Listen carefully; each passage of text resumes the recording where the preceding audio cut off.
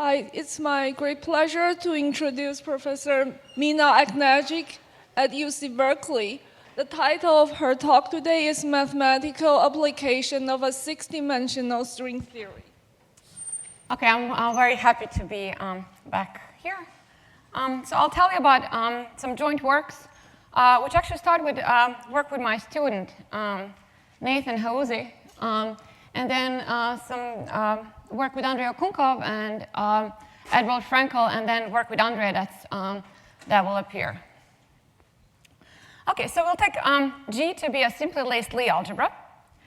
Now, string theory predicts existence of a remarkable theory in 6 dimensions, which is labeled by G. This theory has conformal symmetry and 2-0 supersymmetry in 6 dimensions. And since this is a mouthful, people usually call it theory X. Now, theory X is remarkable in part because it's expected to play a role in pure mathematics. So in particular, it's expected that it should contain insights into a geometric Langlands program and the knot categorification program. And this is the result of works of many physicists, Waffa, Guri, Witten, Kapustin. Now, one obstacle to making progress is that even by physicist standards, this theory X is extremely hard to understand. The reason is that it has no classical limit, so we don't really have a good description of it, a good first principle description of it. Now, somewhat surprisingly, it turns out that one can make progress by replacing the 6-dimensional conformal field theory, which is a theory of point particles, by 6-dimensional string theory that contains it. And that theory is called the little string theory. So little string is labeled by the same ADLD algebra G, and you can view it, and you should view it, as a one-parameter deformation of theory X. The parameter that you vary is the characteristic size of the string. And so in the limit, when it vanishes, you get back this theory X. The 6-dimensional string is called the little string because it arises as a very small piece of a full 10-dimensional type 2B string. Now, it turns out that the partition functions of the 6-dimensional theory localizes, essentially due to supersymmetry, the partition functions of theories on their defects. And so if we can understand the theories on defects, we'll go a long way to towards understanding the 6D theory. And in fact, as we'll see, it's essentially all you need to know. Now, the remarkable fact is that the theories on the defects of little string theory are actually familiar theories both to physicists and to mathematicians. They are simply supersymmetric gauge theories. And in fact, supersymmetric gauge theories of the kind that have been extensively studied. That's something that Nathan and I showed.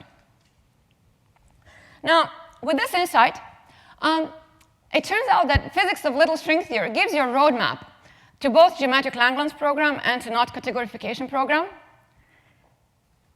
And moreover, the ingredients one ends up needing are actually all pieces that are familiar to mathematicians, and some of which have even arisen in this context.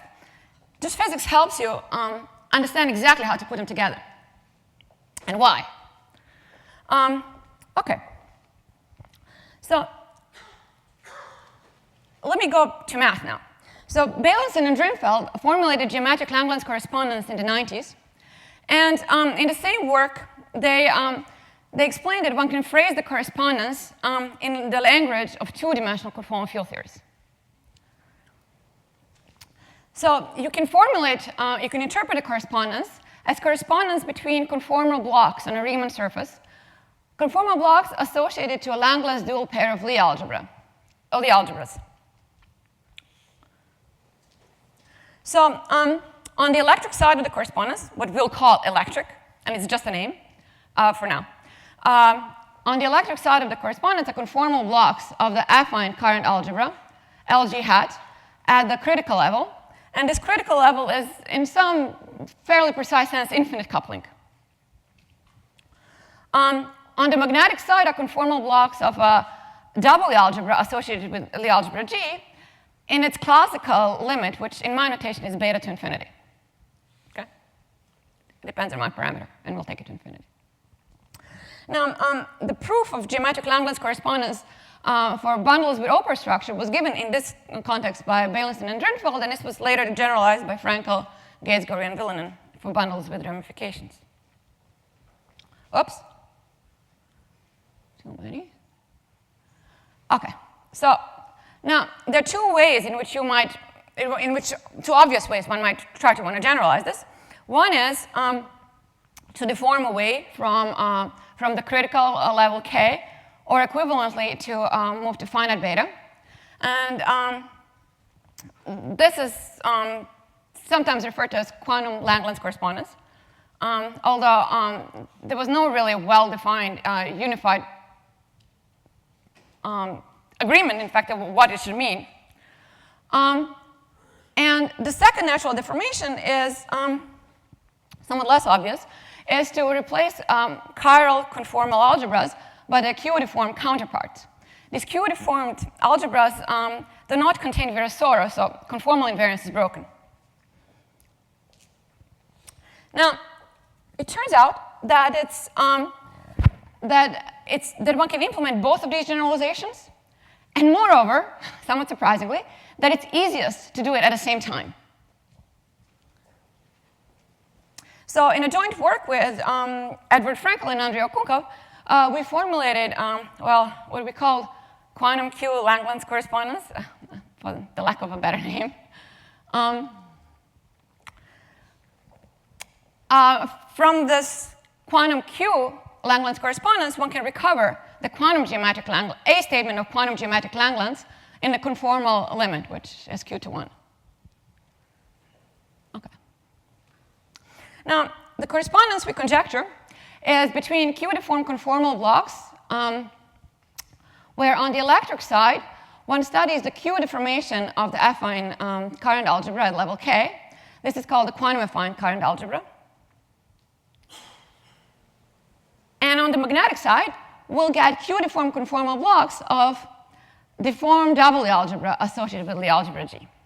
Okay. Now, the electric deformed algebra was defined by Igor Frankel and Nikolai Reshetikin in the 80s. And this was sort of the first extremely beautiful example of, and it played an extremely important role in the rest of mathematical physics, of a Q deformation of a two-dimensional conformal field theory. In this case, a theory with affine current algebra symmetry. This Q-deformed double algebra is less well known. It was formulated as a Q deformation of the ordinary conformal double algebra by Edward Frankel and Reshetikin. And they were motivated in part by searches for the deformations of Langlands correspondence. All right, so in our correspondence, we'll take the Riemann surface to be an infinite cylinder with punctures, and you can easily generalize this to a torus or open it up to a plane. And so the punctures will be labeled by their coordinates and by fundamental representations of LG. So you pick any one you want. Okay.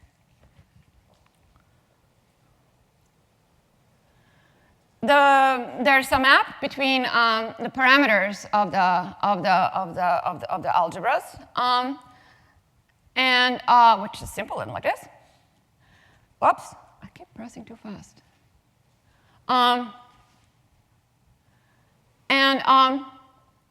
We'll phrase the correspondence as an explicit linear map associated between the Q-conformal blocks of the two algebras. It's going to be very explicit and not abstract. So the electric conformal blocks, Q-conformal blocks, are that we'll be using are those that were defined by Frankel and Reshetikin in their founding work. So the vertex operators inserted at points transform in finite dimensional evaluation representations of this quantum affine algebra. And and you'll pick the representation corresponding to the finite dimensional representation you wanted.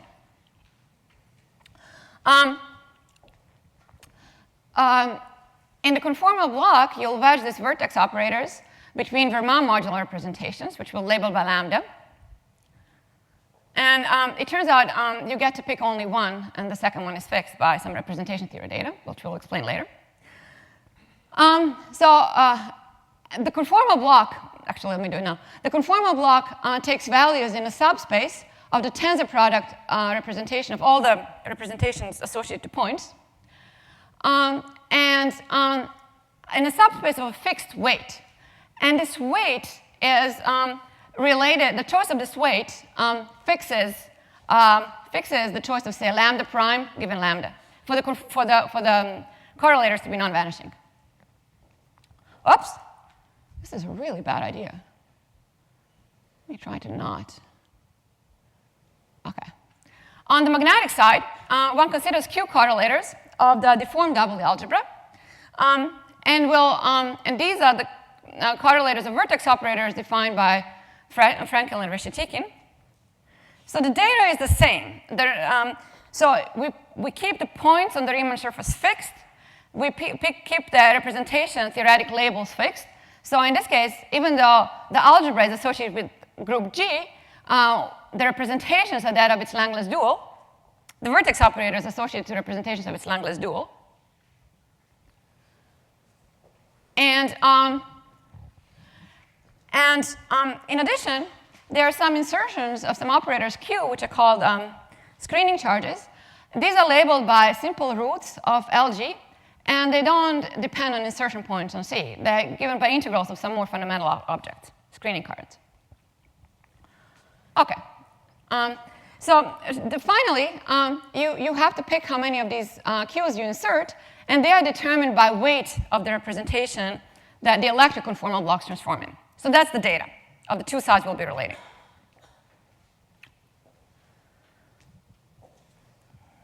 So we'll in fact prove the correspondence for any simply laced Lie algebra using, that's the most interesting part, a geometric realization of Q-conformal blocks.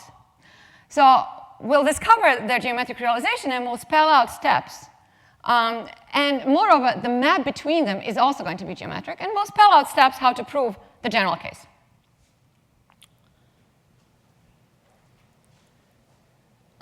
So I want to remind you that in the that even for just quantum version of it, the Q to 1 limit, not even a statement was something one had before. Anyhow, so it turns out that the Q-conformal blocks of the electric and magnetic algebras are computed by quantum K-theory of a certain Nakajima quiver variety.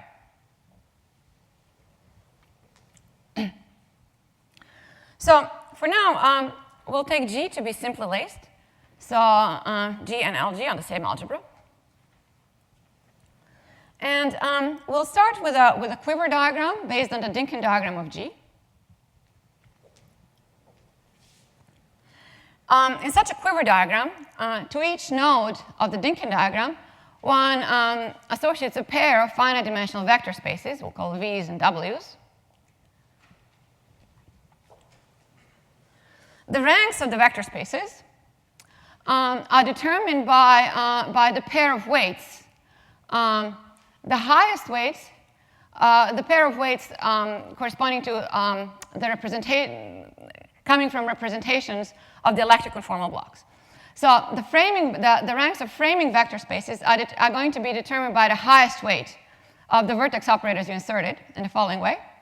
And the weights of the vector spaces, V, will be determined by the weight in the subspace of that representation that the conformal blocks transform in.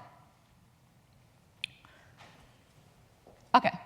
So the Nakajima quiver variety that's associated to this data is a hyperkähler quotient, and they're well known. So the nodes associated to V's are gauged, and you divide by the group. Now, Okunkov with Malik and Smirnov developed quantum K-theory of Nakajima-Kuiva varieties of this type. So the theory is a generalization of Gromov-Witten theory, and it's a variant of quantum K-theory that Giventhal developed quite a bit earlier. But this one is especially powerful because it uses crucially the fact that the Nakajima varieties are holomorphic symplectic. And so in some ways, the theory is better behaved. Okay, so the invariants that quantum K-theory compute are Euler characters of certain vector bundles over moduli space of stable quasi-maps to the Nakajima variety. Okay, so moreover, another crucial piece is that one works equivariantly with respect to torus T, which is a product of a maximal torus corresponding to rotations of the Nakajima variety that preserve its holomorphic symplectic form, and CH bar that scales it with a weight H bar. And moreover, with respect to rotations of the domain curve. So the very most basic piece of their story is what's called the vertex function, which is a generating function of equivariant accounts of quasi-maps from C to X of all degrees.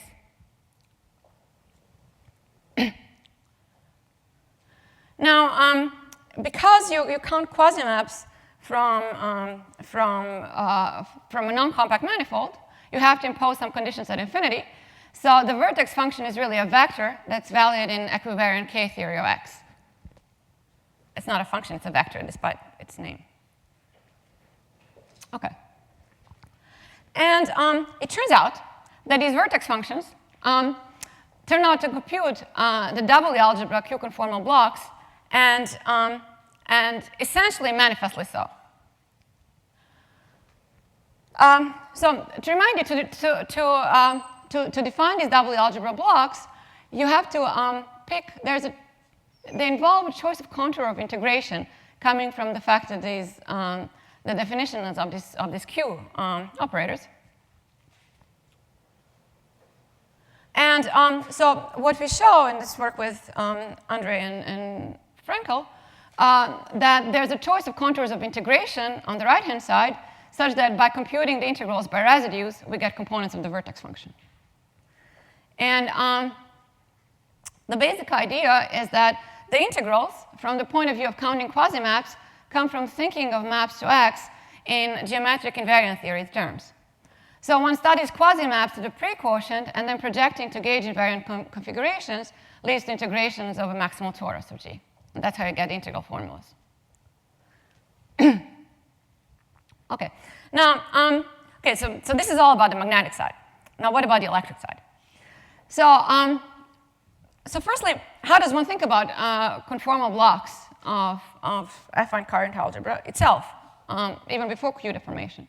So in fact, the most powerful way to think about them is in terms of solutions to Kniznik's homological equations.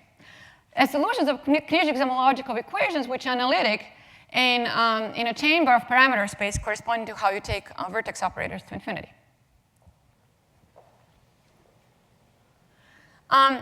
There's a Q deformation of the Kniznik's homological equation, which is a difference equation, the quantum Kniznik's homological equation, which corresponds to replacing the affine Lie algebra by the quantum affine algebra. And this quantum Kniznik's homological equation was discovered by Frankel and Reshetkin in their foundational paper on quantum affine algebras. Okay, so now a key result of quantum K theory is that the vertex function in fact solves Kniznik's homological equation. It solves Kniznik's homological equation corresponding to quantum affine algebra blocks, exactly of the type we want. Now, so more precisely, vertex functions are vectors, but to get fundamental solutions of the Kniznik's of QKZ, they're matrix valued. So you get them the vertex functions generate all the solutions by putting additional insertions at the origin of C. Okay. So anyway, the solutions, now, the solutions that, however, one isn't done. One is not done because the solutions that the vertex function produce are not analytic in any one chamber of the positions of choices of positions, how we separate points on the Riemann surface, because these are just equivariant moduli of x. And there's no reason that you'll get good behavior if you're counting quasi-maps to x, equivariantly with respect to these parameters.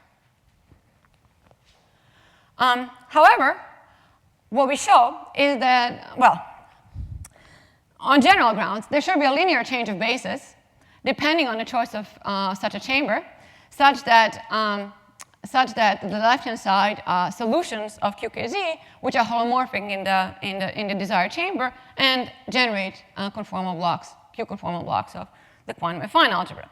So that's just a general fact of solutions of Q-difference equations. However, we show that these functions S actually have a geometric interpretation. And that's a striking fact.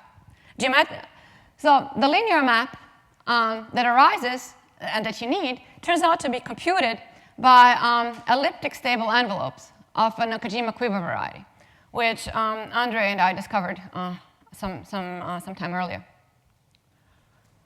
So these elliptic stable envelopes, so they provide a basis of equivariant elliptical homology of X, the elliptic stable basis, which generates the stable basis in cohomology in K-theory that's due to Malwick and Okunkov. Okay, so this way you get an explicit description of both the Q-conformal blocks of the quantum affine algebra and the deformed doubly algebra and the map between them for any simply Lee algebra. Now, at this point, one should ask, why is it that quantum K-theory of Nakajima varieties arises in the context of geometric Langlands correspondence? Well, it turns out that the conformal blocks of both chiral algebras are partition functions of little string theory with defects. So we'll take little string theory, which lives in 6 dimensions, associated with a simply Lee algebra G on a 6 manifold, which is a product of a Riemann surface and R4. And the Riemann surface is the same Riemann surface that the conformal blocks live on. The defects are supported at points in the Riemann surface and one of the 2 complex planes in M6. So you pick one. So the theory on the defects turns out to be a quiver gauge theory on C times S1 with a quiver diagram that's based on the Dynkin diagram of G. Now, it's somewhat surprising that a theory on a defect, which is 2-dimensional, ends up being a theory on C times S1. And this is due to a string effect. Whoops, this is really perilous. So in string theory, one has to include winding modes of strings that, so they are the defects, okay, that we placed. And if you study these defects in string theory, you have to include winding modes of strings that begin and end on the defect. And in fact, you have to include all of them, so all possible numbers of winding.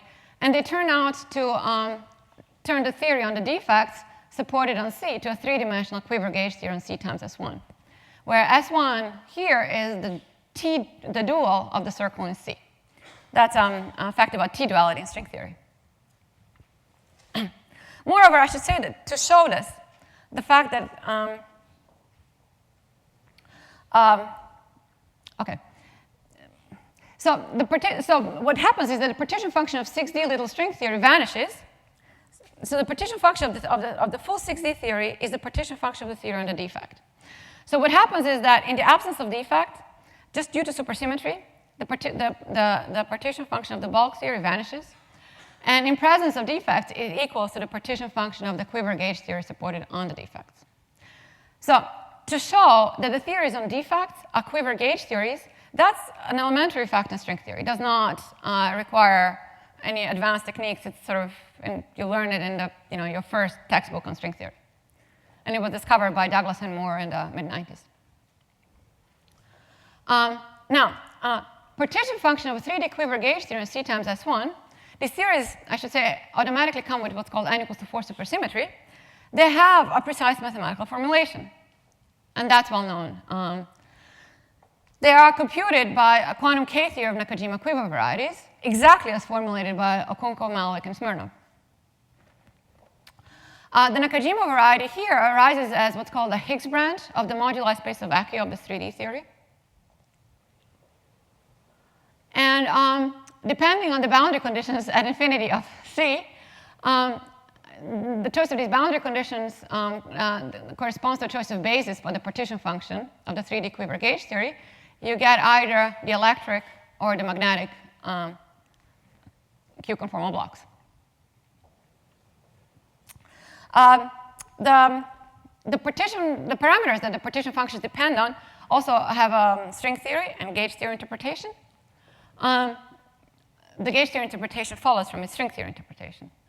The positions of vertex operators are positions of defects on C. We use that already. From the 3D gauge theory perspective, they turn into mass parameters because they control the masses of string states stretched between the defects. And they turn into equivariant parameters of X. The choice of, Verma module state, these are moduli of the 2-0 theory. They become, from the 3D gauge theory perspective, phi Deliopoulos parameters, and they turn into Kähler module of X. So all these are facts you can just derive. Moreover, the parameters of the algebras correspond to the choice of the background that the little string is placed in. The Q and the T come from equivariant rotations of the two complex planes in M6, with Q corresponding to the rotation of the plane where the defect lives, and T, that plane transfers to it. Okay. Now, string theory also tells you what to do to extend this to non-simply laced Lie algebra, where L, G, and G are not the same. One uses the fact that non-simply laced Lie algebras can be obtained from the simply laced ones using automorphisms of a simply laced Lie algebra G0.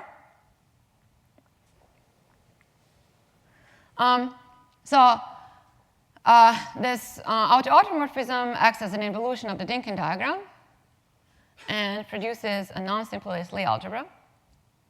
So then you discover that one needs to study little string theory of type G0 on M6, but with a twist, which ends up permuting the nodes of the Dynkin diagram as you go around the complex plane that supports the defects. I should say that there's another part to Langlands correspondence, which is the story here corresponds to studying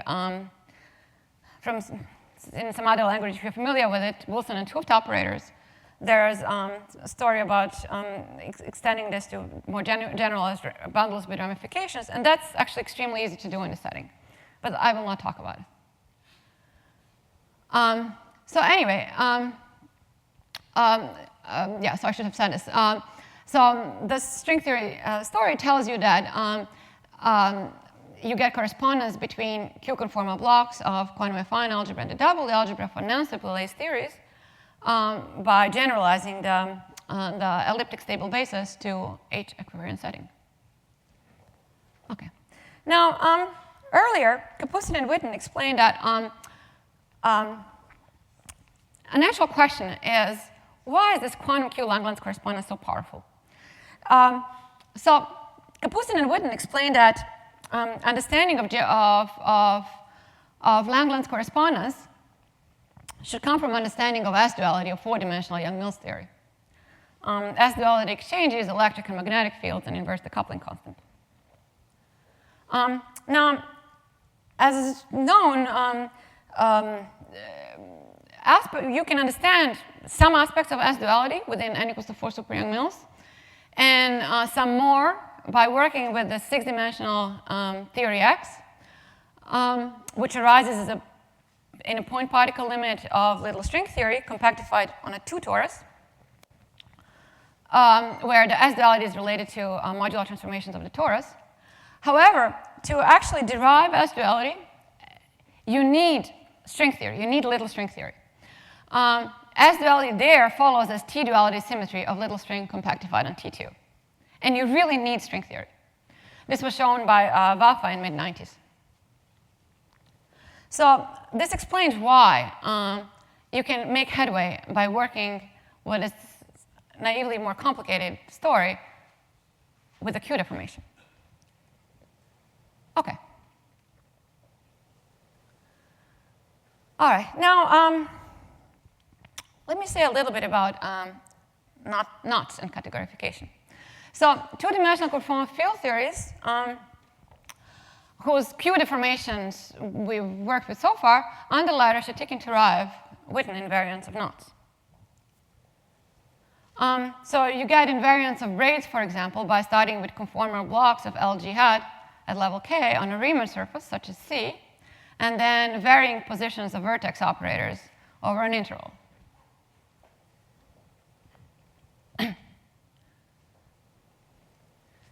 You should think of this picture as living in a 6-dimensional space, where before, at a fixed, okay. So monodromies of conformal blocks, were viewed as solutions of kinetic homological equations, lead to, as is well known, to quantum group invariants that Reshetikhin and Turaev associated to the same picture. Now, the same monodromies corresponding to braid invariants are obtained from double algebra blocks, since they solve the same differential equations. The fact that LG hat and double algebra blocks gives rise to the same invariants and same monodromies is not obvious a priori. It was known for maybe in A-type. But it follows from correspondence of Q conformal blocks and Q deformed algebras and taking the Q to 1 limit. Now, to categorify the Reshetikhin Witten derived invariants, one would like to associate to conformal blocks one obtains at a fixed time objects of a graded category to keep track of the H bar or Q grading. And one would like to associate to tangles functors between categories. Moreover, we would like to do this in a way that guarantees that upon decategorification, you recover Reshetikhin Witten derived invariants. Now, we can obtain insights into this problem from 6-dimensional string theory, which computes Q deformations of these algebras as well as their braiding. So now, for Reshetikhin Witten derived invariants, we really need conformal field theories. So we really need to take the Q to 1 limit, in which the deformed chiral algebras become the usual ones, and which corresponds to the point particle limit of the 6-dimensional little string theory, which it becomes 6D conformal field theory, the theory X.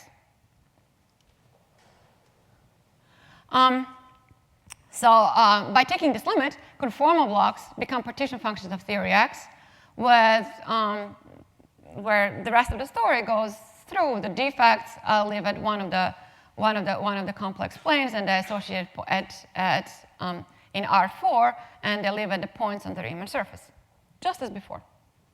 But now in theory X, in the point particle theory. Now, the description of defects is a priori more complicated. It's more complicated because the theories on defects are not, in general, gauge theories. One way to see this, the conformal Q to 1 limit, the description that we got in terms of the mathematical one, in terms of counting of quasi-maps to X, breaks down. Because it turns out that the degree counting parameters go to 1 in the limit you need, and X becomes singular.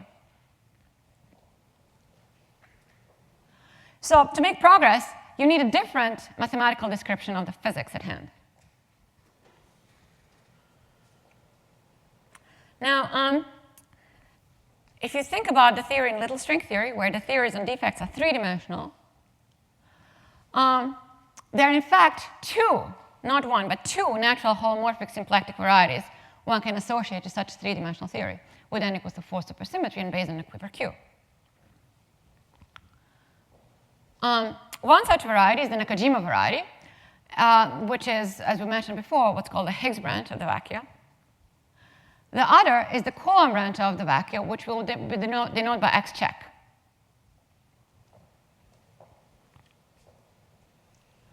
Now, for the quiver gauge theories with quiver Q, Coulomb branches are known. They're known in part due to work by Nakajima, Braverman, and Finkelberg, recent work. They are resolutions of certain finite dimensional subspaces of affine Grassmannian, where G is the simply connected Lie group associated to Lie algebra G, and the slices depend on the weights mu and nu defining the quiver.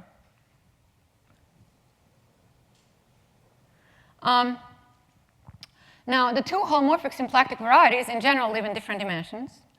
And between them, the roles of Kähler and equivariant moduli get exchanged. So the Kähler modulo of X become equivariant modulo of X check and vice versa. Now, in the conformal limit, in the point particle limit, the theories on defect become, of little string theory, become two-dimensional, because the theory no longer contains strings. Now, it turns out that, and moreover they're no longer gauge theories. It turns out that geometric description of conformal blocks is in terms of counts of holomorphic maps from C to X check in equivariant Gromov-Witten theory of X check.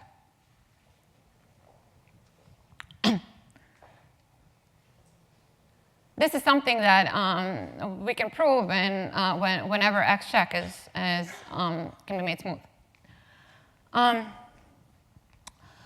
So the positions of vertex operators in X check become Kähler moduli because of this exchange of Kähler and equivariant parameters. And in formulating the theory, you're instructed to work equivariantly with respect to lambda, with respect to a torus, corresponding to so the weight of the Verma module state now becomes equivariant modulo of X check. H bar, the parameter associated with quantum groups deformation, is related to scaling the holomorphic symplectic form on X check. Okay. And the Knizhnik zemological equation turns out to correspondingly has a geometric interpretation as the quantum differential equation of X check, formulated for holomorphic symplectic varieties by Malik and Okunkov. So from the geometric perspective, it describes how vertex functions of affine Lie algebra vary as one varies Kähler modulo of X check. Furthermore, in the technology developed by, you can also, Malik and Kukom, Spirno, and myself, you can also understand the braiding matrices as compositions of K-theoretic stable envelopes in two chambers of Kähler moduli space. So, because again, positions of vertex operators correspond to Kähler moduli. So, the R matrix comes as a composition of K-theoretic stable envelopes, which associate to a class in K-theory of the fixed point set, a class in K-theory of X check, which has support on attracting cycles. All right, so now to categorify this, you need to lift from K-theory to categories. The R matrices that implement braiding in K-theory live to, well, in this case, just autoequivalences of derived categories of equivariant coherent sheaves on X check. And one can show this using the work of Bezrukovnikov and Okunkov for any smooth holomorphic symplectic variety. So the operations on conformal blocks of the affine Lie algebra, which produce knot invariants, should live to functors on acting on derived categories of equivariant coherent sheaves on slices in affine Grassmannians. And we just derived this essentially from string theory in following steps. So the end result has been known, is essentially the approach to categorification of knot invariants, starting with Kamnitzer and Kautis and then later Webster.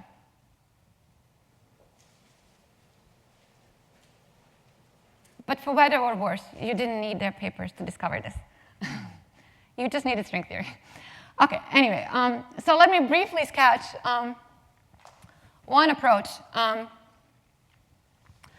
to showing that conformal blocks of LG hat are computed by covariant Gromov-Witten theory of X check. It's not the most powerful one, but it's interesting because it involves an instance of what's called three-dimensional mirror symmetry, a duality that's believed to relate 3D computations on X and X check. So recall that elliptic stable envelope on X in the old setting, they played the role in quantum Q Langlands correspondence in the first part of this talk. So in going from left to right, you end up exchanging Kähler and equivariant modulo of X and relating two bases of solutions to QKZ equations of the quantum affine algebra.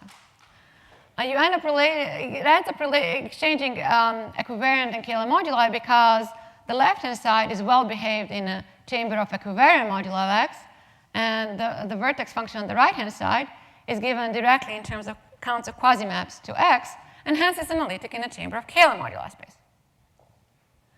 Now, in part motivated by this exchange, you can conjecture that the L vertex function, which is equivariant, which is analytic in chamber of equivariant moduli, and gives Q-conformal blocks of the quantum affine algebra, is in fact the K-theoretic vertex function of the Coulomb branch. So this one did not have direct enumerative interpretation in terms of X. You needed to change. You needed a very involved change of basis involving elliptic stable envelopes. But the right-hand side has direct enumerative interpretation, at least whenever you can define quantum K theory of X. So the statement that there is a correspondence of suitably defined vertex functions of X and X check is an instance of three-dimensional mirror symmetry, a duality believed to relate 3D computations on X and X check. Yep. Oops. Sorry. Oh, God, this thing is. Let's see. Good. X is a three-dimensional. So X was an Nakajima-Kuiva variety. And these are all partition functions of 3D gauge theories. But, yeah, good. So there's sort of a lore that, well, Gromov-Witten theory studies maps from two-dimensional manifolds to some target space, right? In quantum K theory, the story here formalizes the notion that K theory is a circle lift of cohomology. Okay, so if that helps, right? So the vertex functions computed by quantum K theory are partition functions of three-dimensional theories, not two-dimensional, from physics perspective. So three real dimensions. 3 real dimensions, yes. The extra circle relative to what one has in Gromov-Witten theory corresponds to lifting from cohomology to K theory. Right. So you can kind of forget about it and just work in terms of maps from two-dimensional space to X, but working in K theory. Or you can simply consider partition functions of three-dimensional theories on C times S1. Okay, so the domain is still like in the setting where you were doing quasi maps. Mathematically, you would still formulate it in terms of two-dimensional domains to X, right? But the physics interpretation is in terms of partition functions of three-dimensional theories. Okay? And then the dimension of X is arbitrary. And dimension of X is arbitrary, that's right. They're holomorphic symplectic varieties in huge dimensions. Okay. So think hyperkähler, right?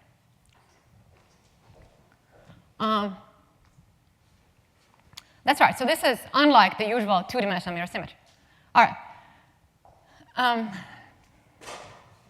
So now in the conformal limit,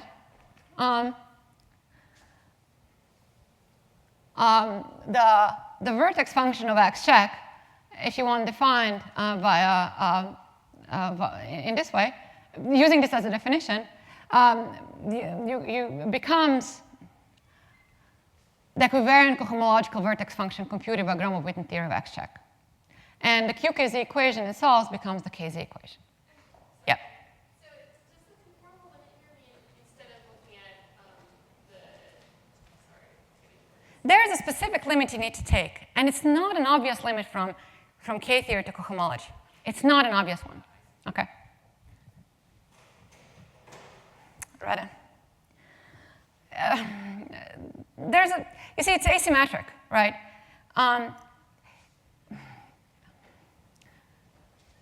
On this side, it's not an obvious limit. On this side, it is. On the side of X-check, it is the obvious limit, because the limit keeps fixed the Kähler moduli. So then it becomes the obvious limit. From perspective of X, it keeps fixed the equivariant moduli, but not a Kähler moduli. So it's not the obvious limit. Okay. So X and X-check in this Q to 1 limit enter asymmetrically. and that's why you get the That's why I get Gromov-Witten Gromov-Witten theory of X-check. theory of X-check and not Gromov-Witten theory of X. In fact, it is an actual question, which we'll come back to in a moment. What's the meaning of the vertex function of X? Anyway. No, it doesn't want to switch. Okay, so. Now, so from the work of on Langlands, we know that the vertex function of X computes Q-conformal blocks of the deformed double algebra. And in the conformal limit, thereby, it computes conformal blocks of the ordinary double algebra. A natural question is whether this has any geometric interpretation. It turns out that it does. Do double algebra conformal blocks have geometric interpretation? They do, and they do, in fact, in terms of the Landau-Ginzburg, the ordinary two-dimensional equivariant Landau-Ginzburg mirror of X-check, the slice in F and Grassmannian. So that's a conjecture that Andre and I made, so that, namely, that a two-dimensional equivariant Gromov-Witten theory on X-check has mirror, which is Landau-Ginzburg model with a superpotential W that you can derive from knowing free field representation of double algebras and the work of Fagin and Frenkel from the 90s. We can prove this whenever X-check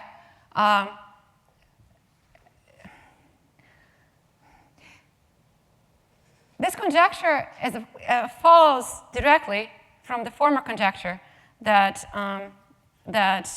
if the former conjecture is true, that Gromov-Witten partition function of X-check on a disk solves K's equation, this follows. Because the right-hand side solves the same differential equations, just getting interpreted as Picard-Fuchs equations. Okay? But you can prove it. You can also show that this notion of mirror symmetry agrees exactly with the usual notions, the way Giventhal taught us to think about it long ago, and then Hori and Waffa explained, and so forth. And this is an entirely new statement. So the conformal blocks themselves are partition functions then of Landau-Ginzburg theory on an infinite disk with A-type boundary conditions at infinity. So since the braiding matrices of the affine Lie algebra and double algebra are equal, they're equal either mathematically, or if you want, from this 2D interpretation, they're related by two-dimensional mirror symmetry, relating the underlying theories. So the Landau-Ginzburg model with its category of A-branes should then give a second mirror approach to knot categorification to that based on derived categories and slices in F and Grassmannian. That's just now a statement of two-dimensional mirror symmetry. This Landau-Ginzburg approach to categorification was put forward by Witten and later and specifically spelled out in his work with Davide. And it should be also, now that you understand its physics meaning, it follows that it should also be related by Calabi-Yau, Landau-Ginzburg correspondence to, say, work on categorification by Uzide and Smith. Okay, so that's all I wanted to tell you. Thank you. So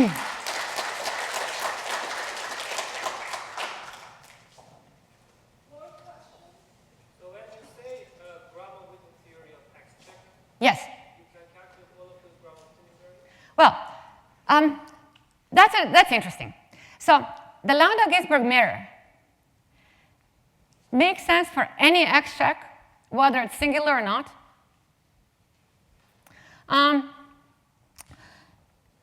Gromov-Witten theory, we only really know how to define mathematically when X-check can be made smooth.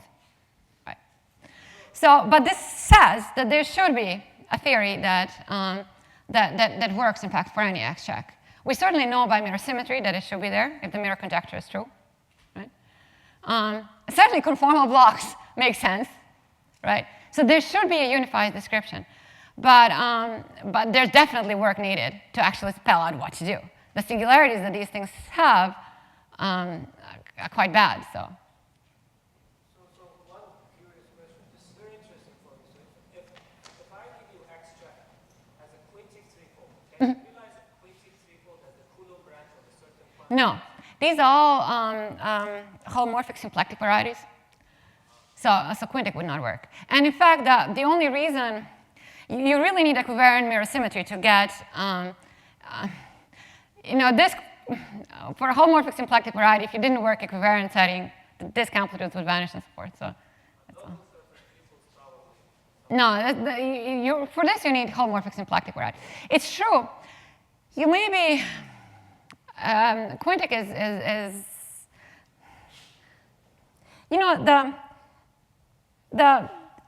the relation to 3 dimensions is really important here only to, because ultimately, from physics perspective, the 6-dimensional theory X arises as a limit of a bigger unique theory, this little string theory. And to understand how the pieces come together, you really need to study a little string theory because there, sort of the whole elephant is manifest. And for example, the relations to 3 dimensions is important conceptually because, for example, the fact that Coulomb branches and Higgs branches of 3D gauge theories play a role in categorifications of knots has been around forever. Why? What do knots have to do with 3-dimensional gauge theories? This is the explanation of it, and the first time anybody explained it, as far as I know. Okay. And in fact, if you wanted to knowing this, if you're interested in Gromov-Witten theory of X-check, it's better to study Gromov-Witten theory of X-check because not in all cases is the quantum K theory of X-check defined. Okay. Which is another thing that the physics tells you that there should be a definition of quantum K theory. A la Kunkov, Malik, and Smirnov, except the one that does not use moduli spaces of quasi-maps.